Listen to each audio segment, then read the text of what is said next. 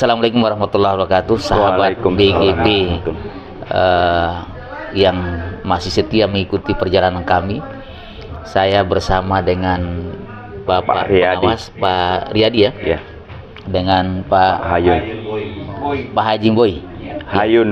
Pak Hayun Boy yang di samping kanan ini. Kemudian ada juga para kepala sekolah ya.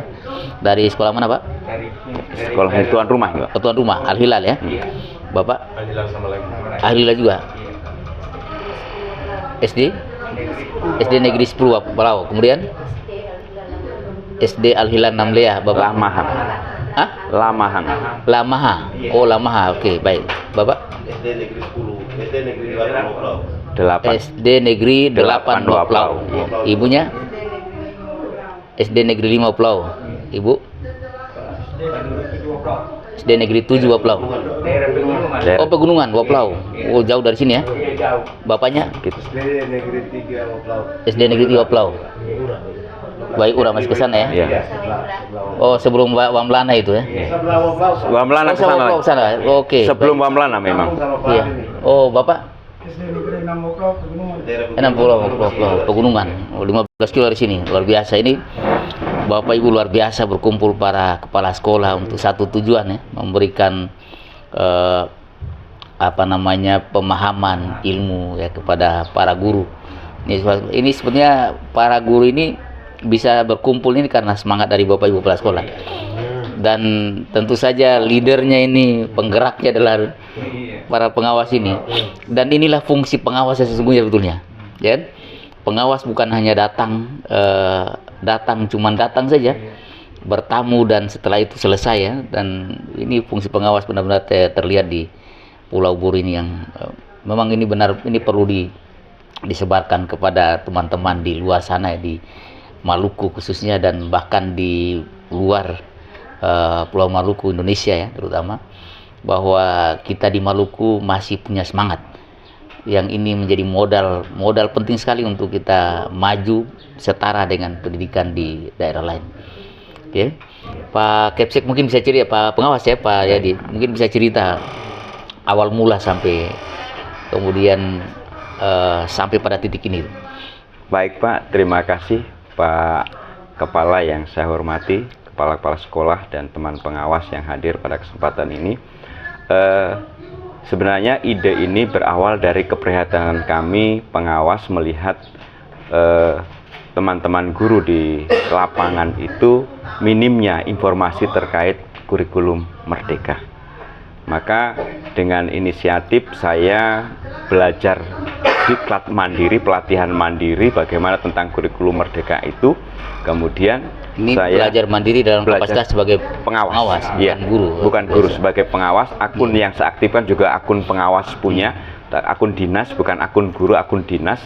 Maka saya mulai mempelajari pelatihan mandiri, saya buka semuanya, saya ikuti topik ini, walaupun tidak sampai selesai, saya ikuti. Nah, dari situ saya mengambil kesimpulan bahwa ini harus ada pilar pokok yang harus sampai ke guru dan kepala sekolah. Maka yang saya anggap paling urgen yang pertama adalah landasan pijak sekolahnya dulu, dokumen operasionalnya dulu.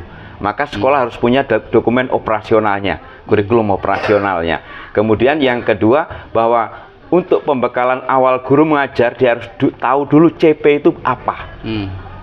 Kita belum bicara ke yang bagaimana membuat videonya, tapi CP itu dari mana? Terus tujuannya dikeluarkan CP untuk apa? Maka CP itulah yang menjadi landasan mereka akan nanti menyusun modul ajar. Maka kami arahkan itu, kita jelaskan sampai dia paham, kemudian kita tunjukkan CP ini ngambilnya di mana. Oh, kalau di PMM ambilnya di sini. Maka akun belajar mereka harus aktif. Maka kegiatan ngumpul-ngumpul itu juga kita mulai mengaktifasi akun mereka yang belum aktif. Sebisa kami, keterbatasan saya sebagai pengawas ini sebisa mungkin. Nah, kalau kebetulan di sini itu ada Pak Alim, maka saya kolaborasi dengan guru penggerak. Di Kecamatan Finalisila itu sangat dibutuhkan sama sekali Pak, karena peserta yang paling banyak dari Finalisila itu dari Rana, dari Danau Rana yang jaraknya itu kalau dari Wagrahi sampai di SD 6 di Waikose itu bisa sekitar hampir dekat 100 kilo, Pak. Mereka Dan hadir. ini yang berkumpul ini termasuk dari sana ini. Ada Yang ini sih, yang sudah saya sudah lakukan sebelumnya. itu. Oh iya. Di yang sebelum 17 Agustus itu Oh, saya oke. di sana. Hmm. Kalau yang ini hanya dari sini Miss Koko dengan polanya Wailese. sama ya, polanya sama. Polanya sama. Luring, Jadi ya? luring, lalu yaitu yang kami ajarkan, yang kami sampaikan adalah pengenalan dasar tentang informasi awal kurikulum, regulasinya seperti apa supaya mereka bisa memahami. Kemudian di penutupnya saya bilang agar Bapak dan Ibu lebih memahami, di kurikulum ini ada panduan-panduan. Saya tampilkan panduannya. Ini silahkan di-download. Downloadnya di mana? Di sini. Downloadnya di sini. Supaya dengan panduan ini Bapak dan Ibu bisa baca. Lalu contohnya ada panduan KWSP-nya, panduan pembelajaran dan asesmen, ada panduan P5-nya. Nah, itu Bapak dan Ibu pelajari dari situ. Kalau di sini kita belum sampai mengarah ke panduan karena ada Pak Alim. P5-nya langsung dihandle sama Pak Alim. Nah, di tempat lain saya menyampaikannya lewat itu. Panduan-panduan itulah yang akan menuntun Bapak dan Ibu selanjutnya ketika saya sudah tidak ada di sini lagi, artinya sudah tidak memberikan informasi ini. Selanjutnya Bapak dan Ibu tinggal mengakses, dan jangan lupa akunnya tetap diaktifkan terus, saya bilang itu. Sebab akun itu kalau sampai 3 bulan nggak dibuka, maka kita dianggap sudah tidak aktif lagi, maka kita harus aktivasi baru, saya bilang seperti itu. Nah, dengan jalan itu Bapak sudah, alhamdulillah di hari ini kita sudah dapat kecamatan yang ke-7 hari ini saya. Jadi dari 10 kecamatan target saya, hari ini sudah dengan pola yang sama. Dengan pola yang sama sudah dapat 7 kecamatan. Sekarang bagaimana membangun kolaborasi dengan kepala sekolah dengan Bapak pengawas yang lainnya kira-kira? Nah, hari Senin besok kita akan di Wayapu. Hari Senin, Selasa, Rabu di Wayapu kebetulan ada guru penggerak angkatan 6 di sana, teman Pak Alim. Kita akan kolaborasi dengan teman guru penggerak yang ada di sana. Jadi sekali lagi Pak Kepala sudah hadir, sudah memberi motivasi kepada kami. Mudah-mudahan ini motivasi ya tanpa diundang, hadir. Motivasi ini luar biasa bagi saya pribadi ya, yang selama ini juga belum pernah mengikuti. Kalau belum pernah bohong, karena saya sering ketemu di Makassar. Sering ketemu dengan Pak di Makassar. Jadi juga pernah ikut implementasi kurikulum secara nasional. Nah, paling tidak ini juga beban moral bagi saya untuk bisa menyampaikan kepada teman-teman guru. Dulu ini ya, sebagai instruktur juga ya? Iya, Pak. Di kurikulum 13 instruktur. Makanya saya sering bilang begini, Pak. Yang tuntas K13-nya pasti mudah untuk berpindah ke kurikulum merdekanya. Iya. Dan kenapa bisa? Karena yang menuntaskan kurikulum K13 atau kurikulum sebelumnya pasti guru yang ingin berubah, ingin belajar, ya kan? Itu tantangan kita sekarang, Pak. Jadi kalau rata-rata kalau masih LPMP, kalau ada pegawai-pegawai LPMP yang ke Wayapu, Lolong Guba Weleta, pasti sayang. Yang ditelepon. Sudah ke rumah saja, nanti saya ngantar ke sana. Ibu Ani, Ibu siapa? Biasanya parkir di rumah sudah. Pak, kalau saya nggak tahu Pak yang drivernya, sudah nanti saya ngantar. Begitu. Biasa. Jadi tadi saya bilang untuk membangun kolaborasi komunikasi dengan Bapak Ibu kepala sekolah dan pengawasnya bagaimana, Pak? Bapak yang datang atau kita cuma via telepon, Pak. Via telepon. Karena memang jaraknya jauh. Kalau dari rumah saya sampai ke Air Buaya itu 100 kilo lebih, Pak. Yang pasti punya semangat yang sama ya. 120-an mungkin dari rumah saya sampai ke kecamatan Air Buaya. Nah, saya kebetulan dulu pernah bertugas di Air Buaya, maka ada hubungan emosional. 120 kilo. Dari sama dengan ke Namroli. Iya. Karena dari Wayapu dari Mako ke Namliat 40 kilo. Sampai di air Buaya di dekat PLN Air Buaya itu sudah 96 kilo. Maka 100 lebih, hampir 130 kilo saya. Luar biasa. Jadi semangat yang Bapak punya ini sekarang, Pak, ini harus ditularkan ke guru-guru muda kita ini. Ya, lagi-lagi saya tuh selalu semangat aja yang kita butuhkan sekarang. Kebetulan semangat itu. Ini sudah agak berbeda, Pak. Saya bisa menggarisbawahi ketika hadirnya kurikulum merdeka dengan jumlah peserta yang saya kumpulkan. Itu hari pertama sampai hari akhir stabil seperti itu. Itu artinya mereka menjemput informasi. Betul. Ada bentuk rasa kehausan untuk informasi itu ada. Biasa. Apalagi belakangan ini ada beberapa guru-guru P3K yang sudah aktif, Ya, ya, yang memang masih fit, betul. dan mereka juga menguasai IT baik gitu. Nah, mereka gampang. Ya. Cepat menyesuaikannya gampang. Nah, bagi ketua yang umur-umur saya ini memang agak kewalahan. Kalau kita biasa kegiatan di Makassar itu kan sudah menggunakan Google Drive, begitu Bapak dan Ibu silahkan menyelesaikan tugas kita, linknya ini, thread, kita mulai buka linknya, habis itu laporan hasilnya dikumpulkan di sini. Wah, itu kewalahan kalau kita, Pak. Iya, iya. betul. Usia-usia kita pasti kewalahan. Iya. Ya. Tetapi mau tidak mau harus mau mengikuti itu kalau tidak mau ketinggalan. Betul. Jadi saya kasih motivasi kepada mereka begitu. Sekarang tidak ada zamannya lagi kita duduk manis lalu dikasih informasi. Iya. Tidak zamannya. Bahkan saya memberi gambaran begini.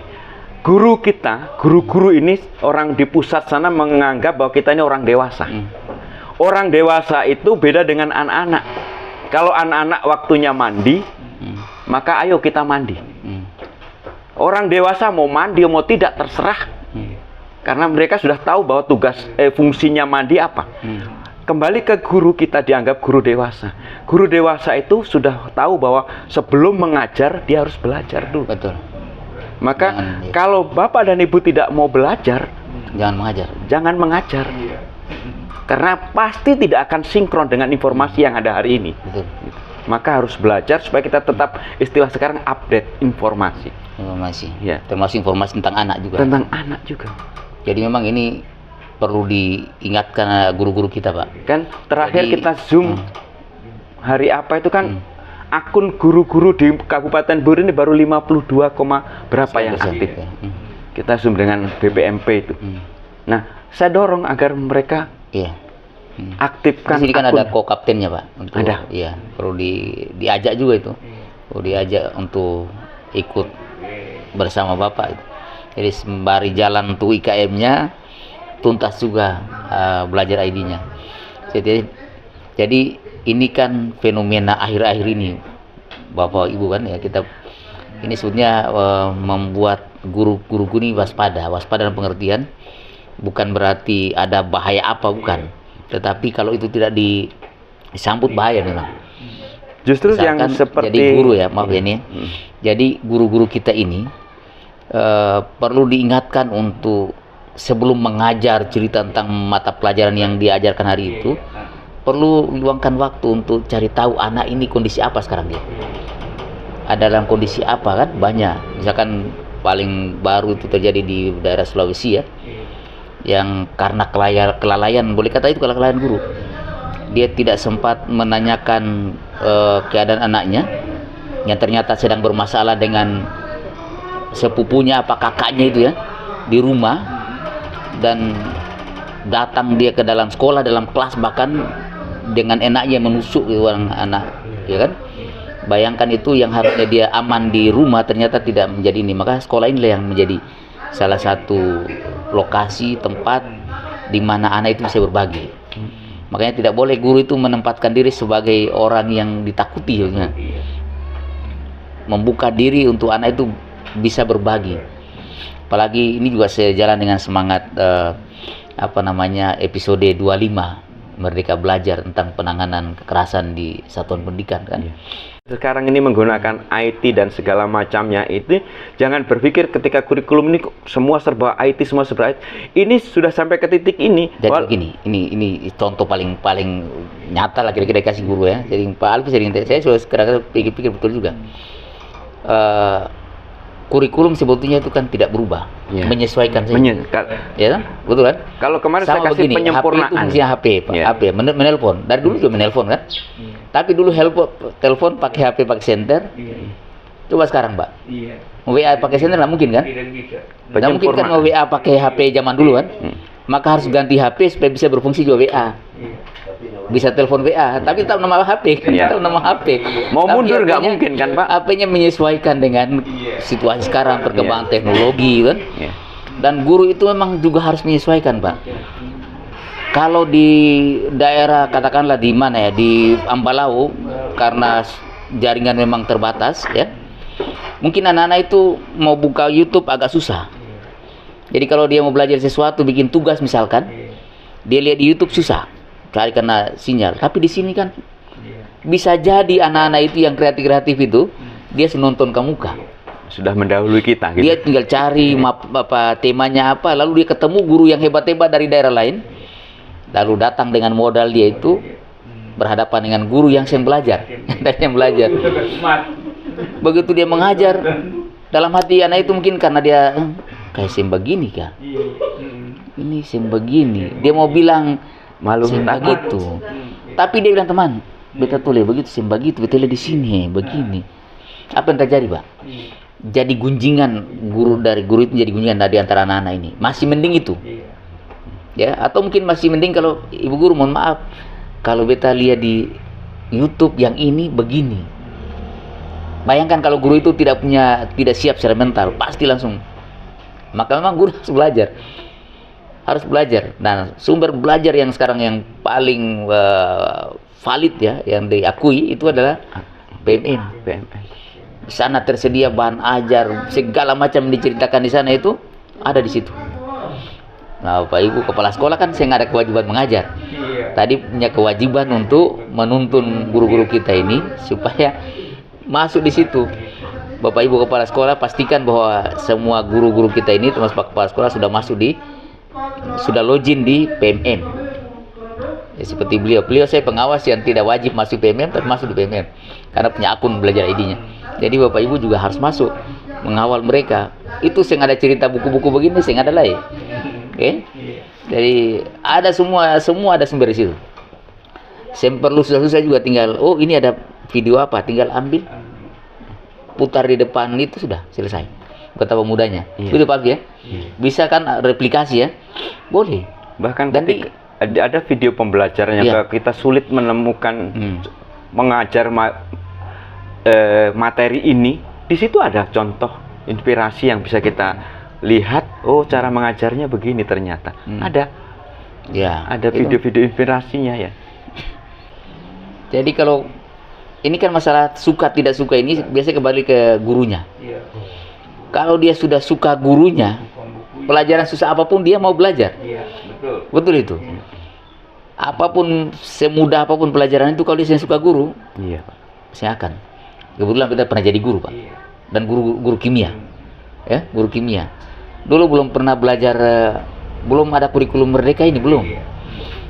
Tapi entah kenapa dulu sebelum saya mengajar itu saya suruh tulis di kertas. Tulis.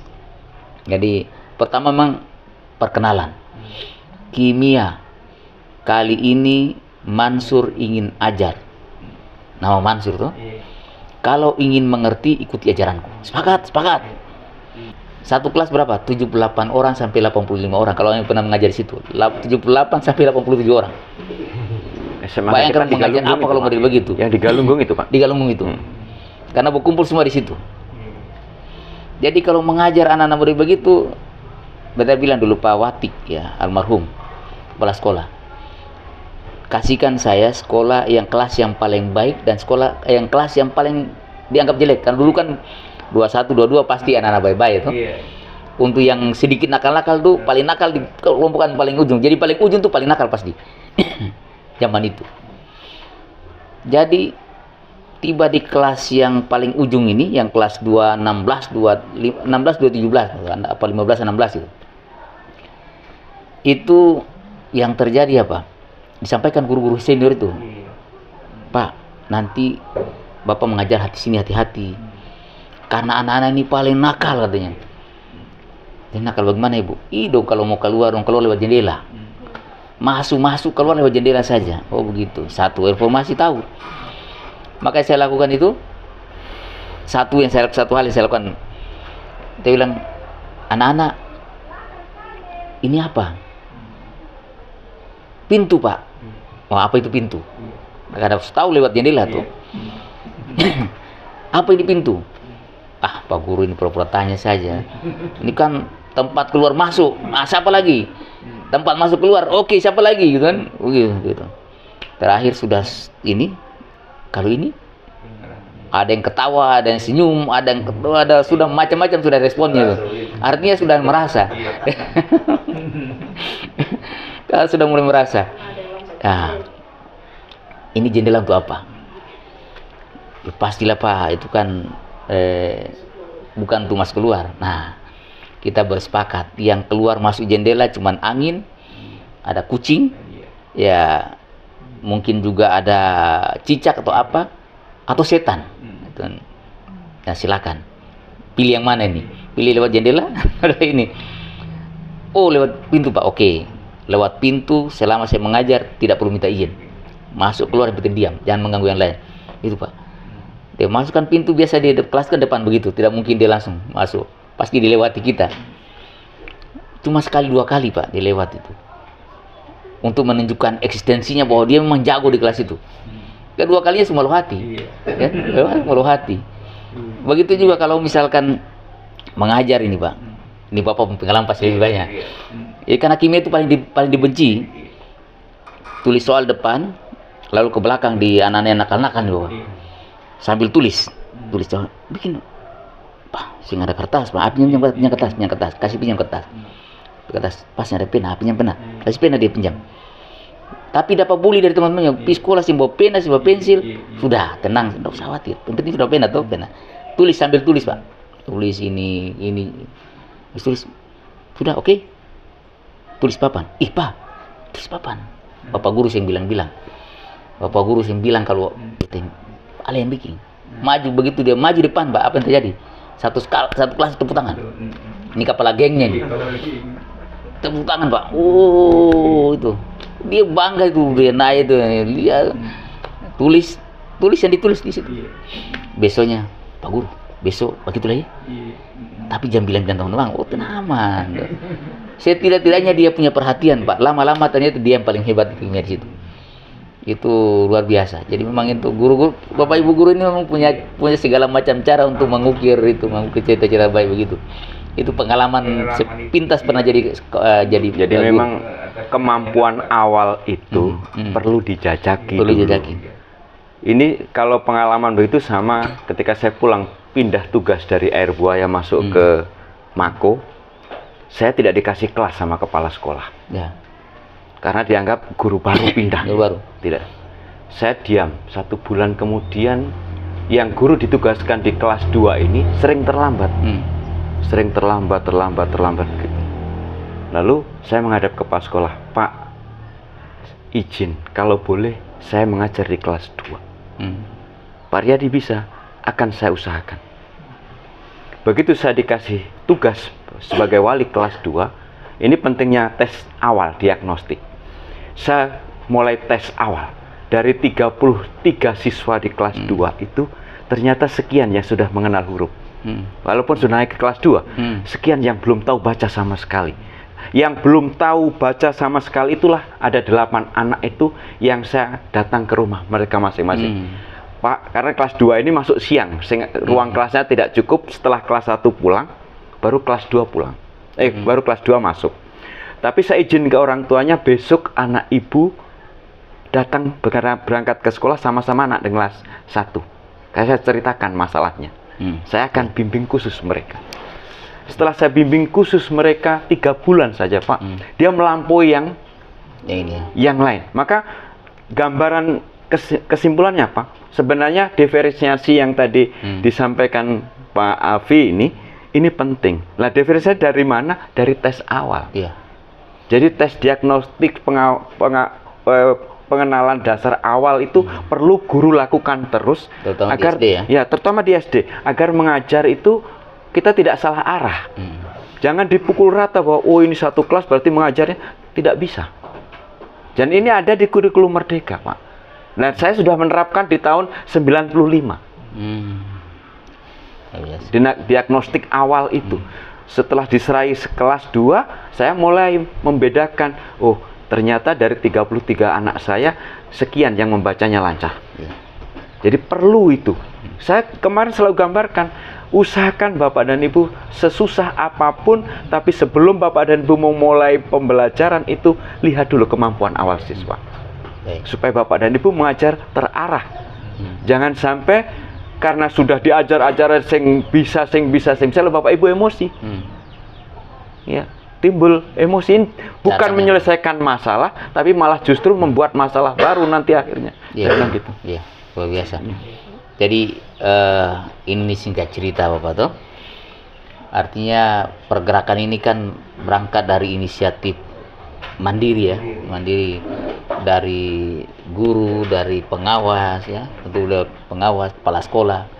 Ini kepala sekolah hebat menurut saya. Dari sekalian ini tidak banyak kepala sekolah yang kemudian ikut bergerak bersama gurunya. Bahkan di beberapa tempat itu ketika ada gurunya sedikit bergerak saja, kepala sekolah semulai. Nah ini yang makanya Bapak Ibu bersyukur ini Bapak kepala sekolah ya, pengalaman yang kita dapatkan di sini ini tentu bukan hanya sampai di teman-teman di Ambon saja, ini sekali langsung saya share ke teman-teman di tempat lain ya. Saya sampaikan betapa kita juga di Maluku bisa, saya juga di Maluku ini masih punya semangat, dan semangat itu menjadi peluang untuk kita bisa lebih maju lagi. Itu ya Bapak Ibu, terima kasih. Ini sudah Bapak Haji ya, luar biasa. Pak Alfi ada mau ditambah Pak Alfi? Ya, dengan Pak Alfi ini kenapa sering kadang-kadang begini, ada satu hal begini Bapak Ibu sekalian. Jadi dalam beberapa waktu terakhir ini ya, sebelum saya kesini dengan itu, selalu menganggap bahwa yang paling bergerak itu kota Ambon Tual, selalu Ambon Tual. Makanya saya sebut Ambon Tual, Ambon Tual. Dan ini luput dari Pantauan. bukan pantauan, kadang-kadang dari ingatan. Luput dari ingatan ya. Terpantau iya, tapi luput dari ingatan. Bahwa ternyata semangat itu juga membara di Pulau Buru ya. Buru, dan kemarin Buru Selatan saya lihat luar biasa gitu ya. Dan bagi saya, dan barangkali semangat yang sama yang ini kan sering disampaikan oleh Mas Menteri ya, bahwa adil itu tidak harus merata. Adil itu tidak harus merata. Tidak harus sama, Pak. Ya, tidak harus sama ya, tidak harus merata. Ini tidak merata kemana-mana gitu ya. Tapi adil bagi yang bersemangat. Yang bersemangat kita support, ya. Yang bersemangat kita dampingi, ya kan. Bukan berarti kemudian yang tidak bersemangat kita biarkan begitu, tidak. Tapi ada bab lain ini, nanti ada babnya sendiri gitu ya. Ada momentum sendiri untuk menjangkau ini. Tapi yang bersemangat ini jangan dibiarkan berlayar sendiri, lalu kemudian sampai habis energi baru terkaget, ternyata begitu. Jadi terima kasih Pak Riyadi, Pak Pengawas, ini sudah terus membakar semangat teman-teman guru kepala sekolah di ini ya, di Kecamatan Waplau utamanya ini ya, saya yakin sekali ini akan menjadi epicentrum atau mungkin pusat pergerakan pertama ya, kemudian merambat ke tempat lain. Semangat ini menyemangati teman-teman yang lainnya gitu. Ini sekali-kali luar biasa.